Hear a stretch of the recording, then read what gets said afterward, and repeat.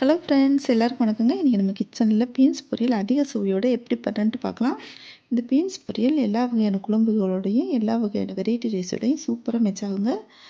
5 நிமிஷத்தில் பண்ணி முடிச்சிடலாங்க. வாங்க வீடியோக்குள்ளே போகலாம். இது வரைக்கும் நம்ம சேனலை சப்ஸ்கிரைப் பண்ணலைன்னா சப்ஸ்கிரைப் பண்ணிக்கோங்க. பெல்லைக்கான கிளிக் பண்ணிக்கோங்க. 200 கிராம் பீன்ஸ் எடுத்துகிட்டு கழுவிட்டு பொடியாக கட் பண்ணி வச்சுருக்கேங்க. தேங்காய் இந்த அளவுக்கு எடுத்து வச்சுருக்கேன். ஒரு பெரிய கட் பண்ணி வச்சுருக்கேன். 1/2 ஸ்பூன் சீரகம், 1/4 ஸ்பூன் மிளகாய்த்தூள், 1/4 ஸ்பூன் மஞ்சள் தூள் எடுத்துக்கலாங்க. இப்போ வந்துட்டு இந்த பீன்ஸை ஒரு பாத்திரத்தை அடுப்பு வச்சுட்டு வேக வச்சுக்கலாம். கொஞ்சமாக தண்ணி ஊற்றிக்கலாங்க. இந்த பொரியல் வந்துட்டு கொஞ்சம் க்ரன்ச்சியாக இருக்கணுங்க. அப்போ தான் அதோட சுவை வந்துட்டு அதிகமாக இருக்கும். அதனால் கொஞ்சமாக தண்ணி சேர்த்துட்டு உப்பு சேர்த்துக்கலாம். இந்த உப்பு முதலே சேர்க்குறதுனால அதுவும் கல் உப்பு சேர்த்தோன்னா இந்த கலர் வந்துட்டு மாறாமல் பச்சை கலராகவே இருக்குங்க. இப்போ வந்துட்டு ஒரு தட்டு வச்சு மூடி வச்சிடலாம். இப்போ பாருங்கள், வெந்து முடிச்சிருச்சு.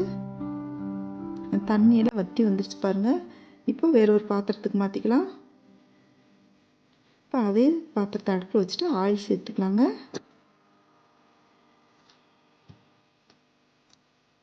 ஆயில் கொஞ்சமாக சேர்த்தா போதுங்க. அதிக ஆயில் வந்துட்டு இந்த பொரியலுக்கு தேவையில்லை.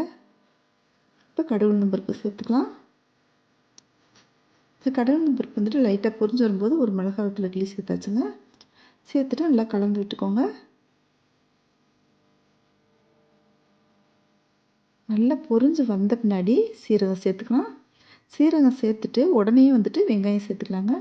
வெங்காயம் வந்துட்டு கொஞ்சம் கிரிஞ்சியாகவே இருக்கட்டும், ரொம்ப நேரம் வதங்க வேண்டாம். நம்ம அந்த கிளற சூட்லேயே மொத்தத்துக்கு நல்லா வெந்து வந்துடுங்க. காயோடய சேர்த்து வதக்க போகிறோம்.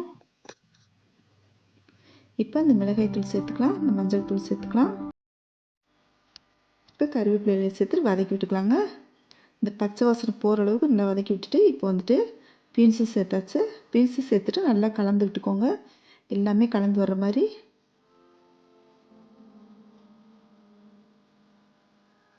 இது நல்லா பாருங்கள், சுள்ள வதக்கிடணுங்க.